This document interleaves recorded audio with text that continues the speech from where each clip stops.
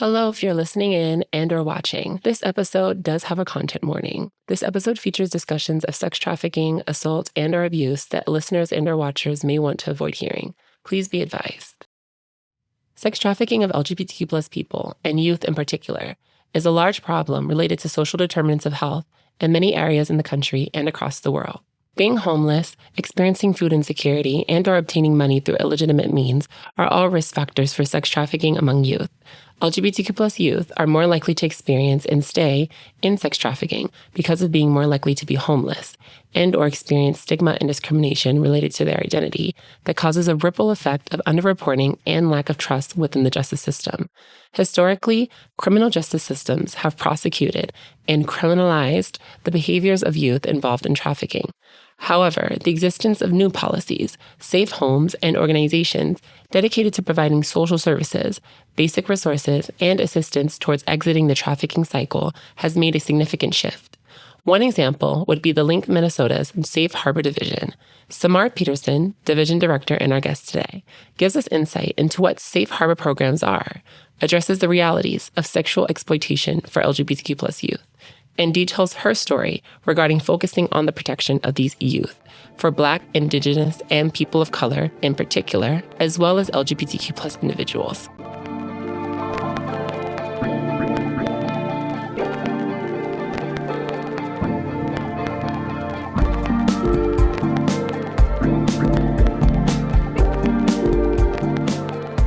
I am so excited to be speaking today with CeMarr Peterson. Today's episode is going to focus on a lot of important issues, a lot of deep social justice issues, in particular, talking about LGBTQ youth and sex trafficking, homelessness, and providing community for youth who are going through social challenges and during their development.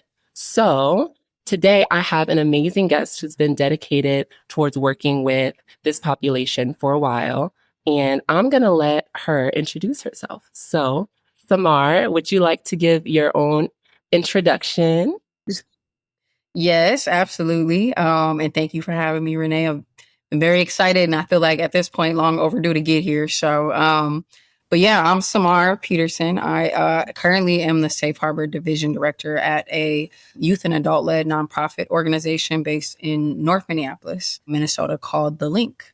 And so I oversee all of our programs for sex trafficked youth. I've been there nearly 9 years, a little under 9 years, but I've been really focused on anti-trafficking work for the past 13 years, in addition to housing and homelessness and housing instability and all of the things that kind of fall under those umbrellas, anything that I can do to kind of tackle these issues.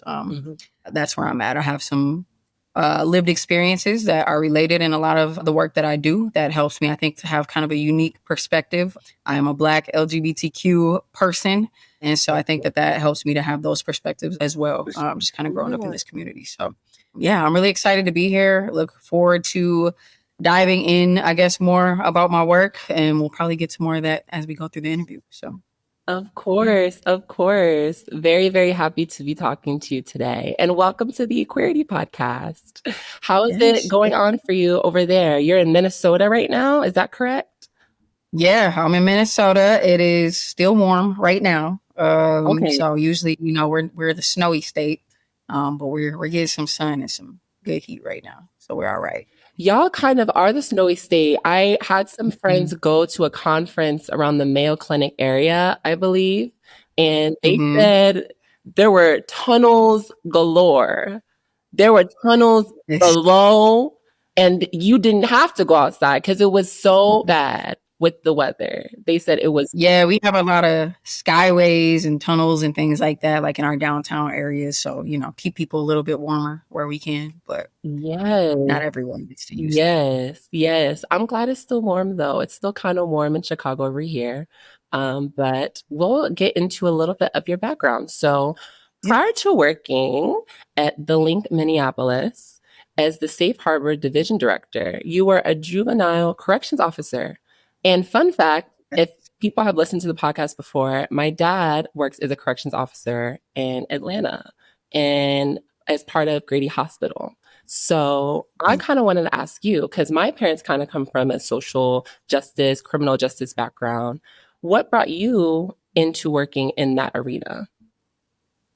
Honestly, my life has been very random to say the least. Being a young person that grew up with just a lot of different things going on in my life, my trajectory, I just kind of landed, honestly, in this nonprofit world. Mhm. Really, through my lived experiences, I got a chance to work under the great Miss Vanita Carter here, who's a great person to know in the movement of anti-trafficking. Started there, went over to Miss Artika Roller here, who was another wonderful Black leader here, and then landed over at the Link. But in between, a lot of what I was doing was facilitating groups at some of the women's prisons, some of the youth juvenile detention centers, and things like that, just on the basis of trafficking and exploitation, helping to make those connections, inform Mhm. people, educate people, make sure they knew that there were resources that existed. As we know, a lot of people get criminalized for things that they're doing to survive. And so, there's a unique need to be in those environments. Mhm. So, in my process of kind of facilitating groups at the Hennepin County Juvenile Detention Center,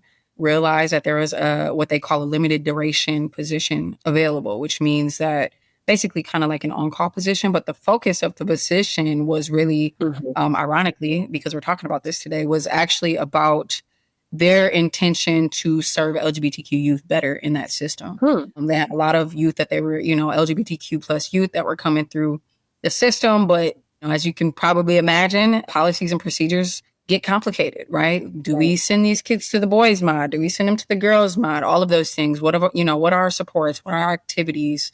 Who are our staff here? And so honestly, I was really curious just to see kind of the inside of that, right? And I was like, well, let's see if it's limited duration, I can be on call and kind of pick up where I can. Let's see what it's about. And so Mhm. that's really how I got into it, was kind of being like the sole LGBTQ, one of those folks, in the program, and one of the go-tos for some of those youth and staff within the center. So got to start there, generally working with anywhere up to 12 youth on a mod per day. Mhm. And it was actually, I'll say it was kind of surprising, to my surprise, to see, we know systems are broken, systems are terrible. But what I will say, it was a pleasure. It was really nice to see that there were individuals there that really cared about the kids that were there, cared about the youth that Yeah. were there, people that were right here from North Minneapolis, from the community. There are definitely were some LGBTQ folks there. So it was interesting. I think that there was a very real, maybe not the majority, right? But there was a very real intention to do better.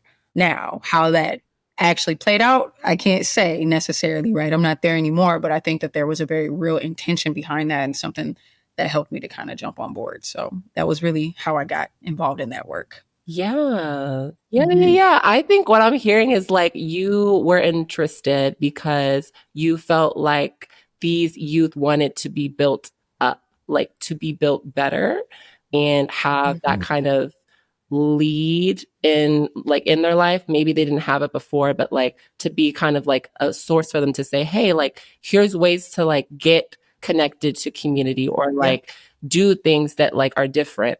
And it really is important because a lot of times queer people can find themselves stigmatized for who they are and Yes. not feel like they have community and feel separated from those, whether it's on the outside world or in a detention center.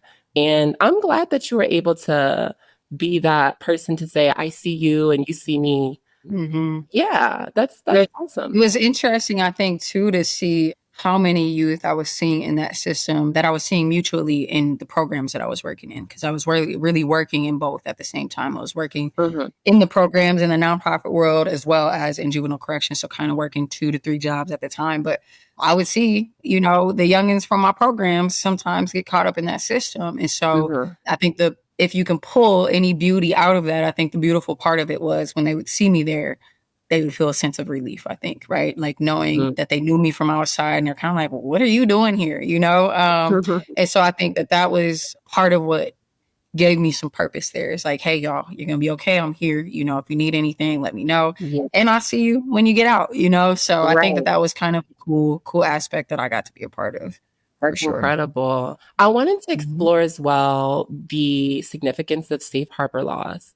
So, Yep. by the end of 2017, 35 states had at least one safe harbor statute to grant either immunity from prosecution, diversion from the juvenile justice system, and mandatory referral to services. This is coming from the Office of Juvenile Justice and Delinquency in the United States. I wanted to ask you, generally speaking, what is the importance of safe harbor laws in reference to sex trafficking? Well, I'll speak specifically on the safe harbor law here in Minnesota. Yeah. I think, just for some context, Minnesota is what in the safe harbor world, we would consider Minnesota to be a little bit more advanced in some of the just legislative things that we've done. We have a statewide response here, which is rare to see.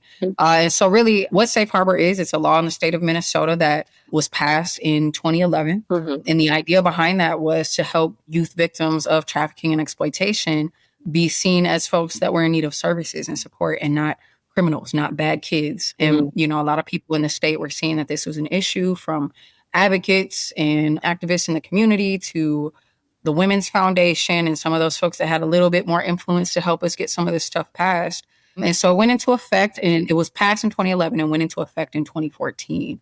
And what happened was, in between those 3 years, we really had to figure out, now that it's passed, how do we do this? How do we make this work? How do we get everybody on board in a way that we can all work together? So we created a kind of a statewide response through what we call like the no wrong door model, or there's what we call regional navigators. So in the state of Minnesota, there are currently, I believe, 10 regional navigators, some of them being tribal specific. Sometimes what I identify them as is like 24/7 crisis lines. So anywhere that a young person in the state of Minnesota shows up as potentially being trafficked or exploited or at high risk of, or whatever, 24/7, there's a number for them to call no matter where they are in the state. And those regional navigators can do a lot of different things. We can go and pick them up.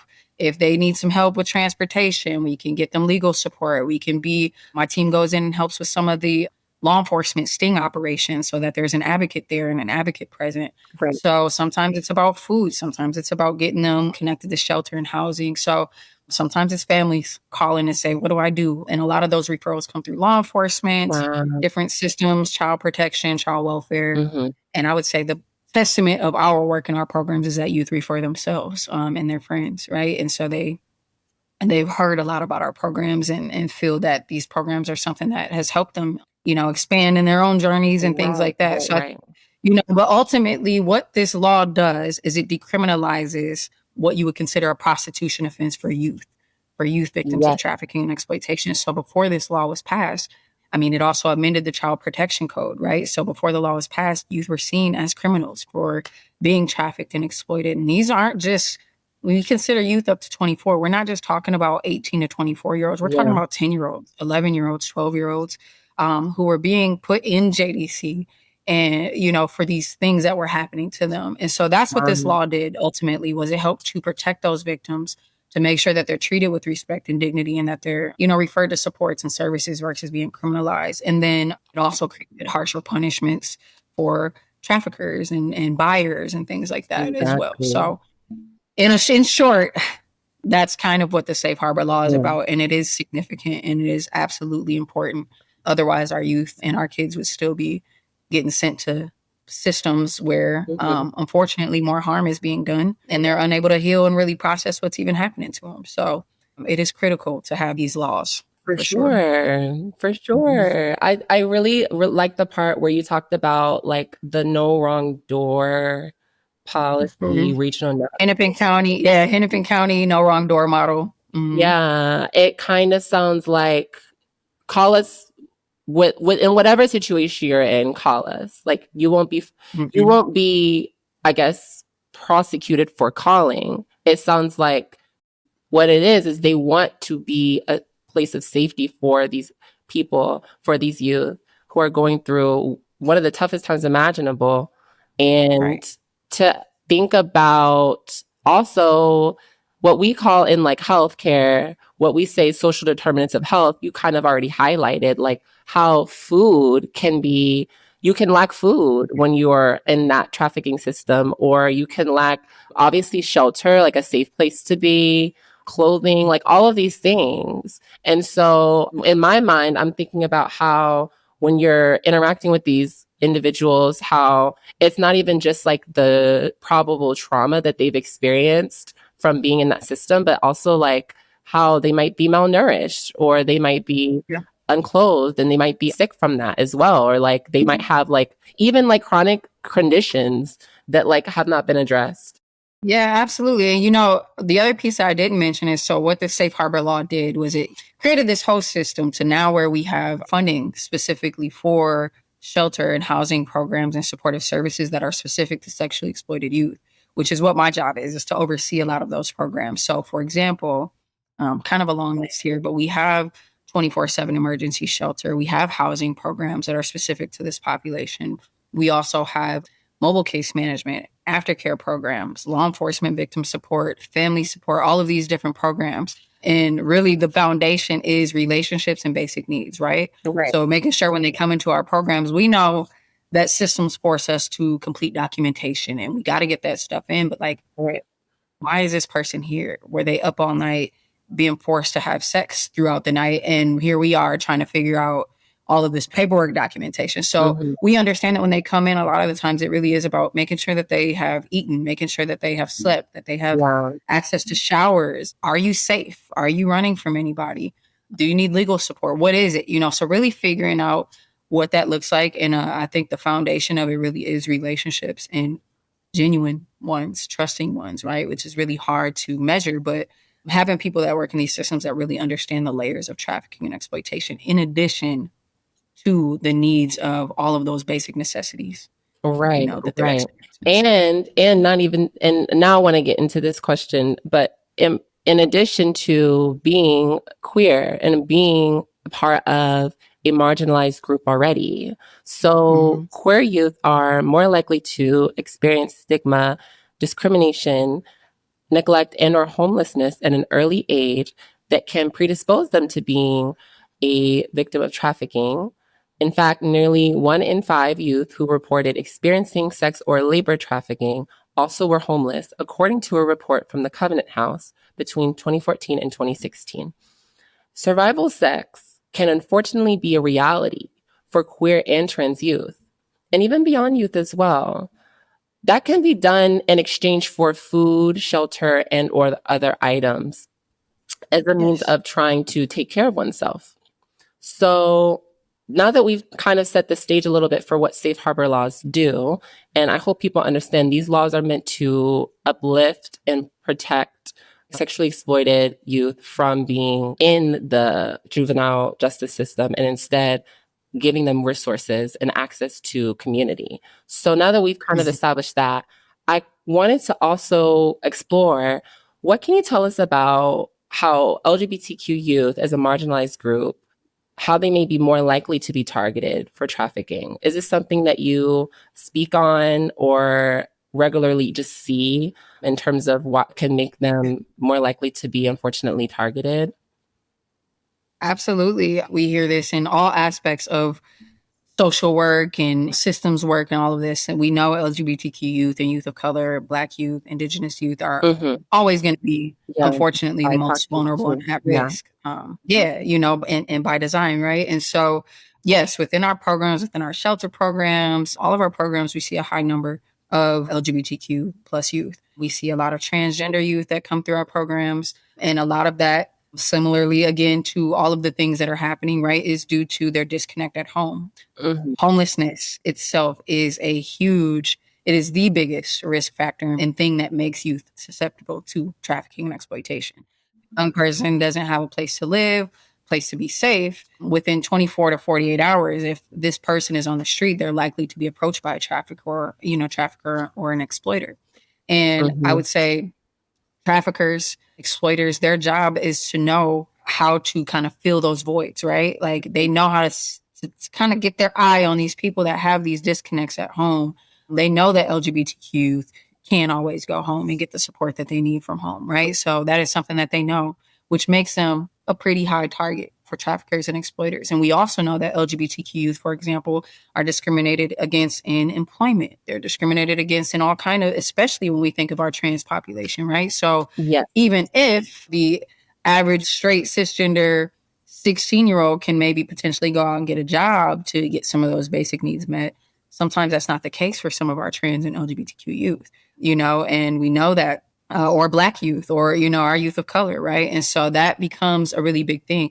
They don't always have the same access to employment and all of these other things that they need, and so Mhm. it really increases the risk. At least I would say anywhere from a fourth Mm. or more of the youth that we're serving are LGBTQ youth. Wow. Wow. Because I'm Mhm. sure you've seen some figures, some statistics, but also like I'm curious about like the stories, like maybe some of these youth, once you get to obviously know them a little bit more, like what they might be telling you. Because I can Yeah, imagine for some of these people, what they might have gone through with their own like housing situations before and yeah, how that could have been stable at one point, and then because related to their queer identity, there was some aspect that their housing unit did not agree with, or there were mhm, even like some behaviors they were like stigmatized or discriminated against for that they felt like they needed to leave. And so I'm kind of curious, do you find that some of these queer youth in particular are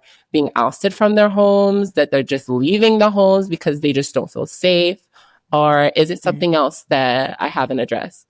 No, I think you're kind of right on the money. I think a bit of both of that, right? Like sometimes it is them getting kicked out of their homes because they, won't abide by their parents or their families' beliefs and philosophies and all of those things. And sometimes it's just that they themselves feel so harmed and so frustrated by the process that they feel that it's almost safer for them to go out and figure it out on their own. Wow. So we see a lot of that. We see a lot of disconnects between how the families and their children are even able to have these conversations, which is a big reason why we created this family support position. One of the Mhm. things that we've seen sometimes is really it's just about how those conversations are facilitated, right? Sometimes it comes down to just being able to use the right pronoun at home, that the parents just don't understand how important and critical that might be to that young person, right? Yeah. That has now made this young person feel unsafe and unseen.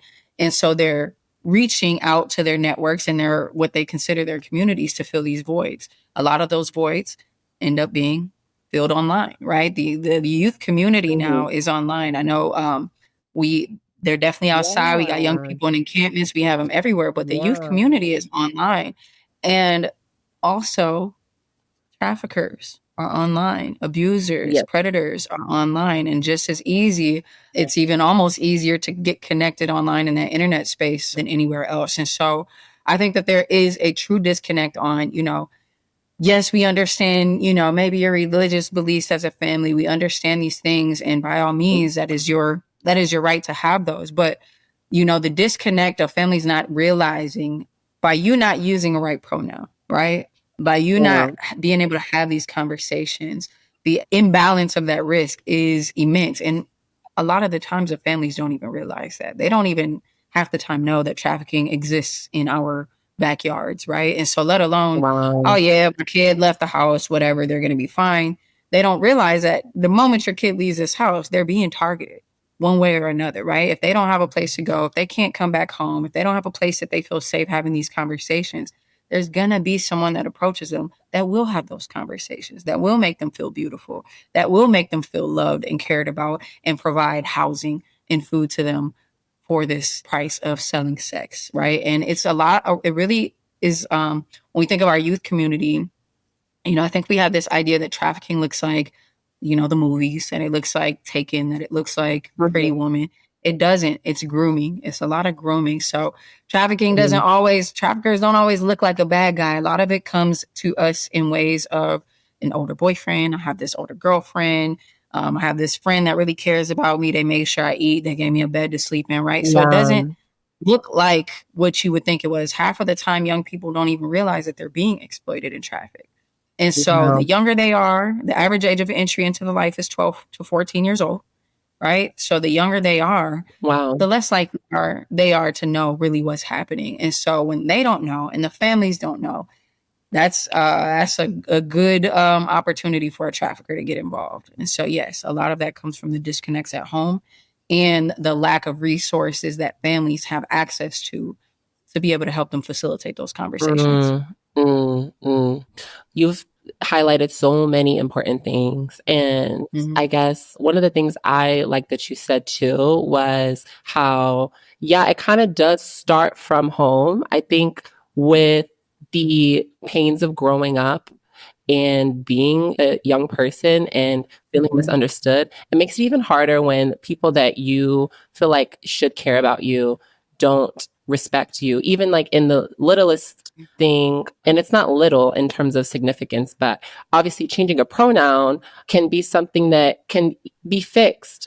It can be That can be life-saving. fixed way easier than most things. Obviously, it's not like trying to like build a car from scratch, like or anything like that. Right. So it's important to tell families, and it's important to tell as well as friends, like that even just using the right pronoun for a young person can really mean a lot in their life, and you never know how that can just be a way of making yourself open to say, oh, like I can be a person they can talk to because I'm not going to disrespect them in that way.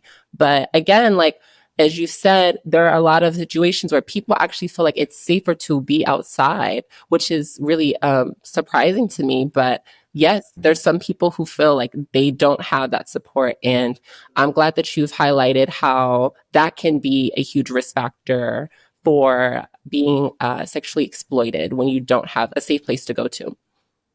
Yeah, and I wanted to add too, I think another lens to think about with youth and particularly LGBTQ youth as well is that general shelters are not even safe, right? For a lot of LGBTQ youth and people, right? And so Mm. even these places that are meant to be a temporary space for folks to be safe, which we Mhm. already don't have enough space, right? But even those spaces, we do see young people say, I don't feel safe there. I'd rather sleep in my car or I'd rather sleep in the encampment Wow. because I'm safer there Mm. than I am at this shelter that I was assaulted at when I went to, the last time because Yeah. sometimes the policies and procedures aren't meant to protect our LGBTQ community. And so it's not always seen as serious as it should be. But we see a lot of that with the youth community. Yes, yes, that part Mm. too, right? Because it also matters the shelters that they're going to, right? And do they have the support and the services to protect youth, to protect queer youth?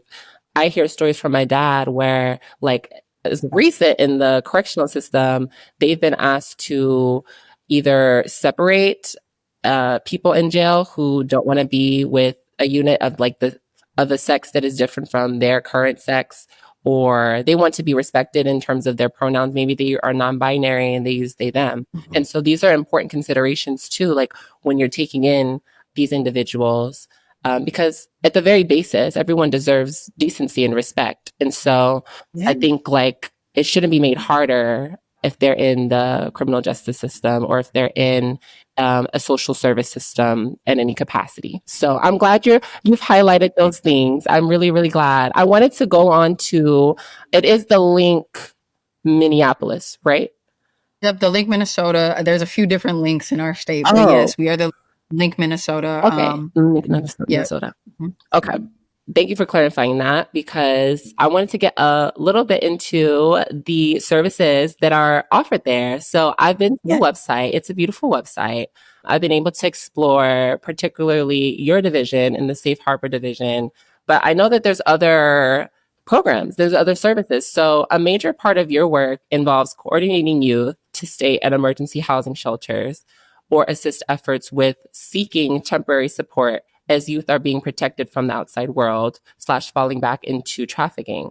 Living unhoused has so many detrimental effects on one's ability to care for their health, such as store medications, have adequate sleep, and or avoid being ill from the outside elements.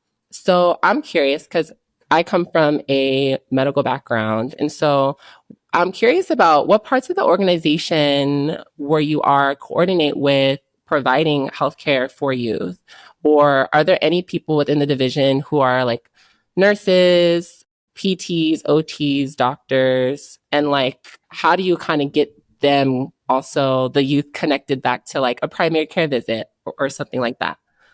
Yeah, yeah, absolutely. So I'll kind of give an overview of our organization because I think that'll help with the context. But Okay, one, like I said, our organization is youth and adult led, which means that we have youth staff, three youth advisory boards, and they're paid youth staff, and they help to inform and design all of our policies and procedures across our programs, right. which is why I think our programs are effective because they are led by young people who have these lived experiences. And so under the link, we kind of have three specific focus areas, one being safe harbor, which is what I oversee. Then we have housing and homeless services, which is another big division. And then we have our youth advocacy division, which it used to be called our juvenile justice division, but we don't like juvenile justice language. So the youth changed it to youth advocacy. But that is specific to young people that are experiencing or getting caught up in the juvenile injustice system. And so what we've done, I will say to start, mental health, physical health, chemical dependency are extremely huge gaps. It is so hard to find services, one, where there's even availability, right? One, for youth of color, for youth of color that are LGBTQ. And then you add the layer of being trafficked or exploited, and you have to find a therapist that can take all that in and that can understand all of those dynamics, or a doctor or a chemical dependency counselor. So what we've been able to do, one, within my programs, within the Safe Harbor division, we do have, which is a part of our programs, and it has been, we are actually 10 years old now. We have a partnership with Midwest Children's Resource Center here, which means that we do have nurses that come generally twice a week to our program. But we also do health assessments 24 to 72 hours for each young person that comes in. When they come in, it's not mandatory. Nothing that we do is mandatory, but they usually opt in for those services and supports. And so right away, we kind of get at least a little bit of an idea of some of their health needs, really listening to what they think their health needs are, connecting with any other doctors that they've been a part of. But MCRC, Midwest Children's Resource Center, has been amazing. They work with a lot of LGBTQ youth. They are very good at having these like gender identity conversations, you know, just helping young people learn how to explore, figuring out how do you even have these conversations with your parents, right? And how can we be of a support from that aspect too? So we do have nurses on site. Additionally, I oversee all of our therapy and chemical dependency programming across our organization. And so what we do there, we believe strongly in collaboration, right? And so we actually partner with a Black-led organization, therapy organization here called Reviving Roots. And what's really cool about them is they partner with us, and they have a kind of a wide set of therapists. But what they did was they actually hired therapists that were specific to our different types of programs. So we have 8 different programs across our agency that work with them. One being, for example, the program I came to design to our organization called Project Live Out Loud, which is an LGBTQ rapid rehousing specific program, culturally specific program. And so they hired a therapist that was LGBTQ to be able to support that program. For our programs and our trafficking work or anti-trafficking work, they hired someone that has some of that experience and that knowledge, right? So we've been able to work really closely with them, and they've just been amazing. We have a chemical dependency counselor named Rob Sutton, who is a Black man with lived experiences and has a long history of working with youth. And everybody loves him, whether you're LGBTQ or not. They just love working with Rob. And then we also partner with Z and some other therapists and folks like that. So we really believe in trying to figure out who's doing good work in our community that has the capacity to partner and collaborate. Do they align with our mission and values? And how do we work together to open up some of these services and make them accessible? So a lot of them, we believe in having them on site. They come on site. They have their own offices in our spaces or in our shelters or in our programs. So when they come, it's not a traditional style of therapy or chemical dependency.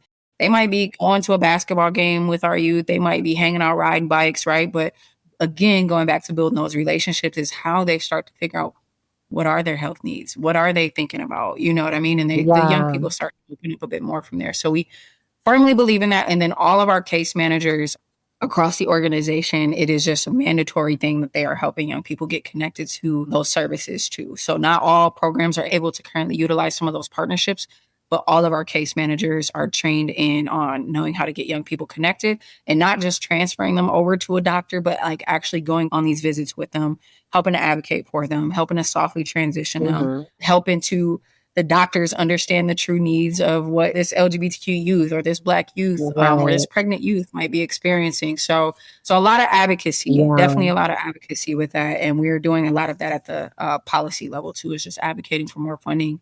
Because what we're seeing is we see treatment centers and places that are rejecting young people because of the level of barriers that they come into the programs with.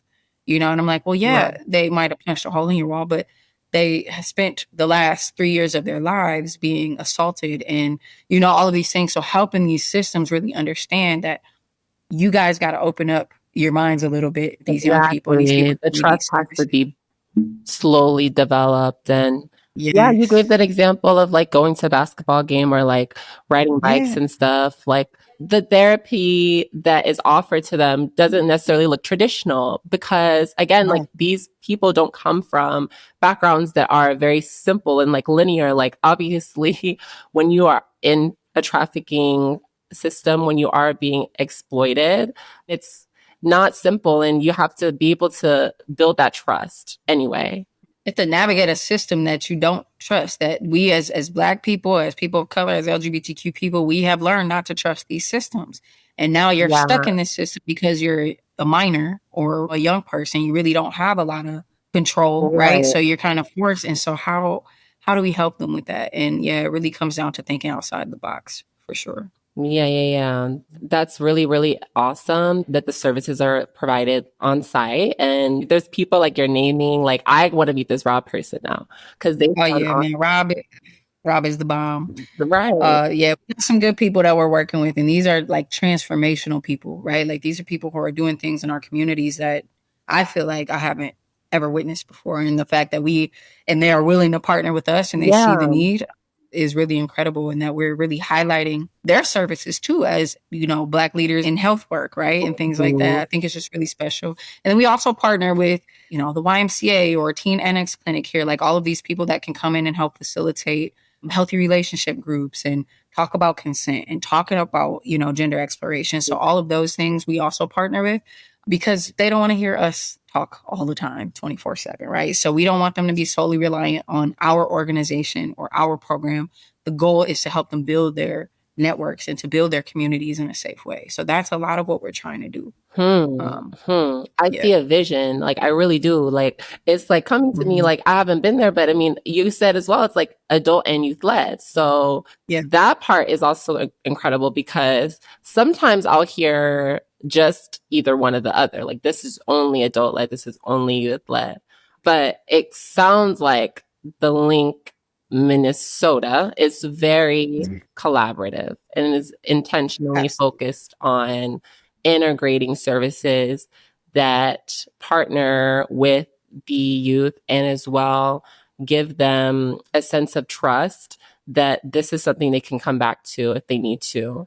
So, another thing I wanted to add is what is the I don't know if turnover is the right word, but how do you see youth kind of leaving? Like, what is like the exit plan for them, I guess, is what I'm asking for Yeah. to like be supported to either get back into a safe place to live or to become independent or to essentially not be sexually exploited again. Like, how does that process go? And then do you see like any rates of people coming back and is there anything associated with that? Yeah, so this is a very big question.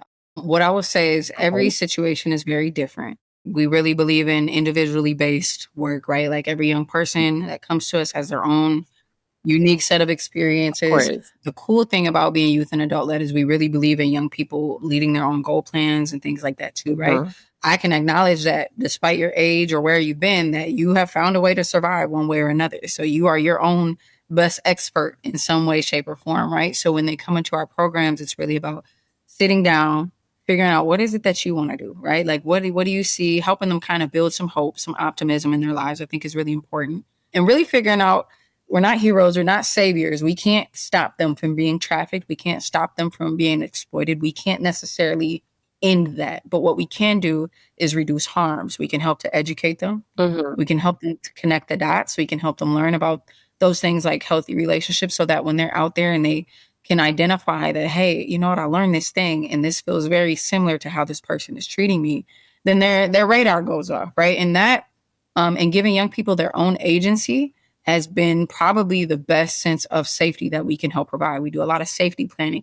If you do end up back out there, with your trafficker or with your boyfriend or your girlfriend, what are some safety precautions you have to rely back on? Do you know the numbers to call? Do you know that it's okay to call 911 Mhm. no matter if you're in the middle of, a trafficking Right. situation, right? Like, do you know these things?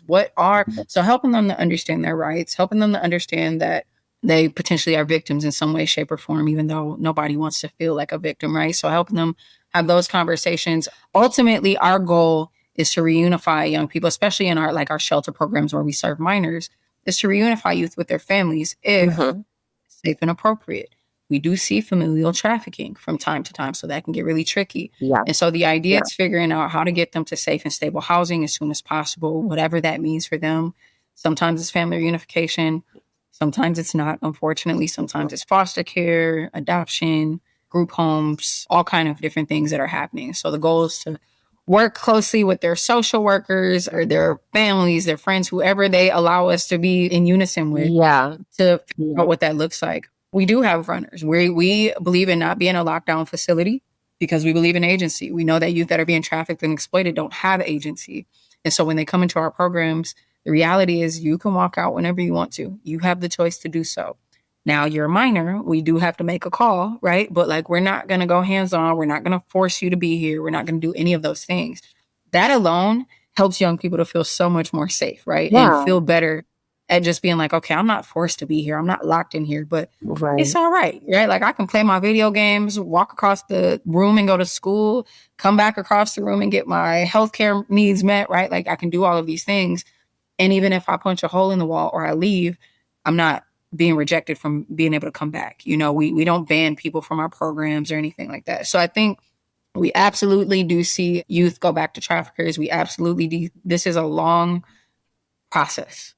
Youth don't come into our programs and this is solved overnight. So we know that. So we absolutely do see, youth kind of come in and out of services ongoing. But the beauty of that is that they are continuing to call and say, hey, yes, I'm still involved, but this is where I'm at and this is what I need. And that alone, I think, helps them to keep themselves a little bit safer. But we also see a lot of young people, a majority of our young people come in, graduate from school early because we have school on site, right? They get caught up on their credits. We see them reunify with families or get into or chosen families or get into good placements. We see them get jobs. We see a lot of our young people will move from our shelter programs into their own apartments with either us or with one of our other programs. So we do see a lot of successful situations, but I will absolutely say that I give credit to the youth and the staff for those longer relationships, right? We had a young person particularly who was a Black trans youth, longest stay ever in our program because family wouldn't take this young person back. Placements wouldn't take them because they're an LGBTQ, transgender, Black youth who's been trafficked and exploited. So nobody, right, technically wants to deal with that. So we became a family to this young person, right? From the ages of 14 to now grown, right? Like, they've been a part of our programs, is now a youth staff, has graduated from school, like all of these different things. And so that was a very long process, but we were able to see it through for the most part, right? And so not always do we get to see the outcomes of that, but I'm very proud that a lot of our youth become youth staff. They then go on to help us with trainings, help us with workshops. Again, like, they're helping us to design our programs, the names of our programs, the different positions that we're, hiring for. It's actually really beautiful to see the successes. We see, I would say, more successes than we see not. And honestly, I feel like it's all a kind of a successful thing because we are not dreaming of this. We have to be realistic, right? That if we get a young person that comes into our program and we can get them to get up and go to school for one day, that's successful. It may not seem like a huge thing, but like, that contemplation stage is what we want to try to get them to. We want them to think about it. One of the coolest this is going to sound really crazy, but one of the things I want to shout out, Joy Friedman is just an amazing leader in the anti-trafficking movement here.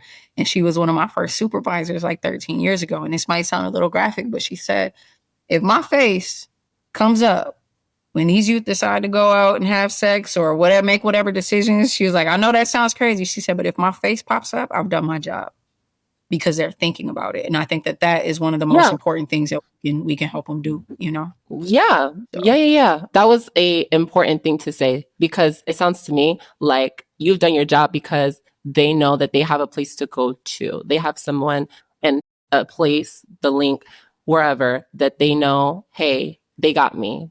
They can support me how I need it. No matter what, right? So that is what we're hoping, is that they know that they can always come home in a sense, right? So you can always come and ask for help. Yeah. We will always advocate, for you in your best interest. And so I think that has been a really cool thing. And I would say that statewide, not just our organization. We're seeing a lot of people do some good work in the anti-trafficking movement. And they, I think, all know that this really does rely on relationships. So, Right, right. There are so many excellent bits there. You're a great yeah. speaker. I really, really, really appreciate it.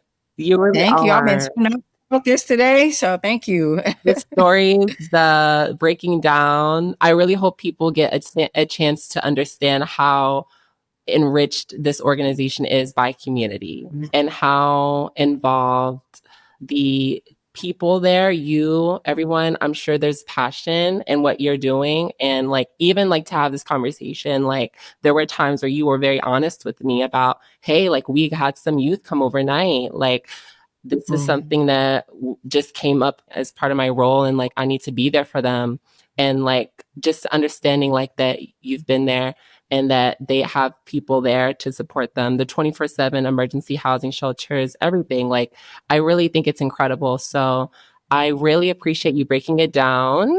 So yeah, I had a question about how, because it seems like your trajectory has kind of gone from working really in the criminal justice system and seeing how that operation works to now really being involved in community-based social service and organizing and advocacy. And so I'm kind of curious, how do you feel like our society is currently viewing the punishment of individuals in criminal justice rather than the healing of individuals to return back into community? Yeah, actually, I will say, at least from my experience, I can't speak to all communities, right? But I would say from my experience, because I'm in a lot of those different spaces, because trafficking it intersects, right? It intersects in the housing world, it intersects in juvenile justice, and all of these different systems. I'm often in different spaces. So I do a lot of community work groups, for example, with, Hennepin County and their Wow. juvenile detention and their, all of those systems. One example that I have is, based and due to a lot of the advocacy in the community, Hennepin County, which is our main county, kind of our most populated county, or most of our folks of color, and like, everyone is here in Minnesota, Hennepin County Juvenile Detention Center will no longer take in trafficking victims, right? So if a youth comes and they're being picked up on some kind of a trafficking, whatever, Hennepin County Juvenile Detention will refer them back out to services. They don't, now they know that this, being criminalized for it isn't what should be happening, right? Yeah. And so I think that needle is being pushed and it's being moved forward. I think that it is very complicated, but I absolutely see different systems trying to figure out, how do we do this better? I can't speak to the systems themselves, but I see amazing people in these systems. Like there are now, because of the safe harbor law, for example, there are now sexually exploited specific workers in the child welfare system. There are, these folks that are now embedded in some of these systems who now come to the table and help us to figure out, how do we get your system to fall in line, right? Like, how do we make sure you're asking the right questions? How do we make sure when a trans youth comes into the Hennepin County Juvenile Detention Center that they're being treated fairly, right? And so I think there's a lot of work being done, but it is complicated. It is very hard, but I absolutely see some things shifting, which is what keeps me in my work, right? To see a little bit of hope, to see people that care, to see people that are really trying hard. In addition to providing services, we really believe strongly in policy change. So we go and we advocate, we testify, our youth testify, our staff testify. We have gotten into the elevator with legislators and had them sign bills, right? Because we're very like what our CEO would consider like vigilante style. Like we're very much don't take no for an answer. We're not your typical nonprofit or typical type of folks that are staffed in these nonprofits. Yeah. We are very hardcore advocates for policy changes and things like that. So I think that kind of forces us to be collaborative too, right? Like that's the best way to do it, is to collaborate with these systems and figure out, how do we mediate and make this happen? So I do see some of it moving forward. The truth though is that it's designed to be this way. It's designed to criminalize Black and brown bodies. It's designed to criminalize LGBTQ folks. It's easier to incarcerate than it is to heal people. More people know how to incarcerate and less people know how to heal. And so that's a very complicated and hard thing. And so, but I do think I'm hopeful. At least here in Minnesota, I would say that I do think people are trying to do the right thing. And I've seen some cool changes. I see them trying to work for example, on policy changes with the guardian ad litem office, right? And what does it look like when young people are going to court? I have seen prosecutors work with me and handle LGBTQ specific hearings behind chambers because it was so embarrassing for that person to be in public, right? So helping to advocate, I think that advocacy is critical, and it is pushing some things forward. So I'm very happy to see some of that. Yeah. There's so many aspects to this field, right? There's so many aspects to getting communities healed. And as Mhm. part of the experiences and realities of LGBTQ youth, of LGBTQ sexually exploited youth, there's so many aspects to getting these people from a state of trauma and a state of being Mhm. down to standing up for themselves and being a part of the community again and feeling like they can live their lives independently and freely. And that from the community to action to policy to leadership, it's a whole trajectory that has to be followed for change to occur. And I think that what you've highlighted is that there's so many aspects to that that you know are important, and yet we still live in this system that's like designed against BIPOC, Black, Indigenous people of color, queer people, women, immigrants. And to change that, we definitely have to start with, I do believe, community organizing, but also speaking to the legislators, right? Like getting in their faces and say like, hey, like we Yes. need these bills passed to ensure protection of these people. And so I think that's what Safe Harbor does. I think obviously that's what you're continuing to work for. And so it's actually great what you've been doing because you've been asked to speak at several events or awarded by some organizations for your efforts. So Yeah. congratulations. I did want to say I saw that you won the Community Leadership Award at North Minneapolis fourth annual Purple Day celebration. And I guess maybe one isn't the right word, but you were given that award. So I guess like at this stage and what you're doing, how do you see yourself continuing with being involved in these efforts? Do you want to continue to be on the ground? It sounds like you're very hands on, or do you want to move more into policy making, even, or like some sort of higher leadership? You know, Renee, that is such a good question. And I wish I had like one good answer for you. Like I said, landed in this nonprofit world by pure I would say maybe luck, an accident, and I loved it, and it has been amazing. And as I've moved up towards, like, I don't have a degree, right? Like, so it's been an interesting trajectory for me to like Yeah, be a director, that's very honest. just based off really off of my lived experiences and just kind of my work moving up. But I think I've gotten a lot of experience in my current role with policy change, policy advocacy. And one of my greatest, I think, skills is community engagement and networking. So I Mhm. believe that no matter what I do, it has to make an impact. I Yeah. don't know that it'll always be one dimensional, safe harbor specific. I have Mhm. so many things that are really important to me from being a person with a parent who's been incarcerated my full life, right? Like there's a lot of things that I have a lot of interest in. Yeah. Families, healing families is very important.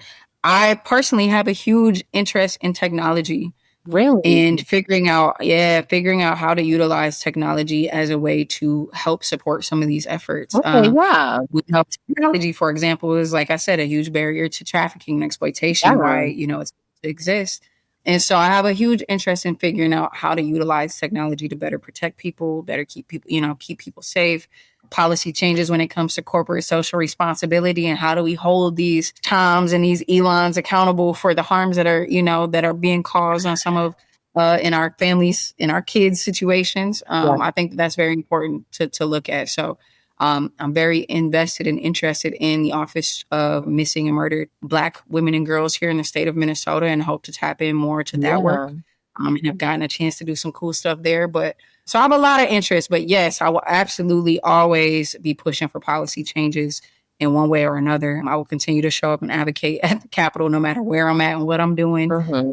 And I can't let go of direct service no matter what. I just love people and I like the one-on-one, the people engagement. I like being in kind of in community. So I won't be far, whatever I decide to do. Of course. Of course. Yes, that's incredible. And I definitely hear you that being involved in any way in the community and organizing, like that's what you feel is important to you, what you do well. And that will be a part of everything you do. But I'm sure you'll be taken to different places and that will be a part of your journey. So I'm just happy to speak with you. It's been great. Yes, you too, Renee. And I mean, you're doing such a great job thanking me, but thank you because you're providing a platform for people to be able to talk about these things. And what I will say Mhm. is this is not a popular thing to talk about in my community. This, the Black community, different communities, because Yeah. there's a certain culture. It is a hard thing to talk about and, kind of push people to think outside the box on it. So I appreciate these platforms. I think we need more of them. We don't have enough of them. So what you're doing is absolutely life-changing, world-changing. And so thank you for being a person I that can appreciate highlight it. what people are doing. I think that's incredible. So I thank you. appreciate it. Of course, Yeah. of course. So this has been amazing, and I am going to officially end the recording, and everyone will hear the outro. We often talk about shifting the language from victims to survivors when discussing people who have experienced human trafficking or any type of abuse or assault. I believe safe harbor laws reflect that change by giving youth a fresh start. Queer youth specifically may self-blame or criticize themselves for their gender transition or sexual orientation, experience additional mental health challenges related to outside stigma and discrimination, or have a harder time integrating back into society after a sex trafficking experience. The Link Minnesota and other important groups dedicated towards breaking the trafficking cycle provide an immense level of support to make queer youth not only see they are survivors, but they can become leaders in their community, fighting against sex trafficking. Healing from this experience may come in the form of taking on an active role in their own recovery and helping others, for example. Since the Link Minnesota is both youth and adult-led, this collaboration can exist. I love CeMarr's passion for engaging youth throughout their career and focusing on BIPOC youth as well, who can also experience prejudice for their race, ethnicity, religion, or other aspects of identity. One final message from me would be that it's clear that avoiding sex trafficking for many queer youth starts at home. When families lead with affirmation and acceptance, the home becomes a safe place for queer youth to stay and come back to. Thank you for listening in. If you would like to read more about the social justice nonprofit CeMarr is a part of, please visit thelinkmn.org. You can find references for our conversation in this episode's biography. If you want to hear more content, watch clips, and more, let's continue to push the conversation more on Instagram at Equity Podcast, Twitter at Equity Pod, or on TikTok at BEQ Pod.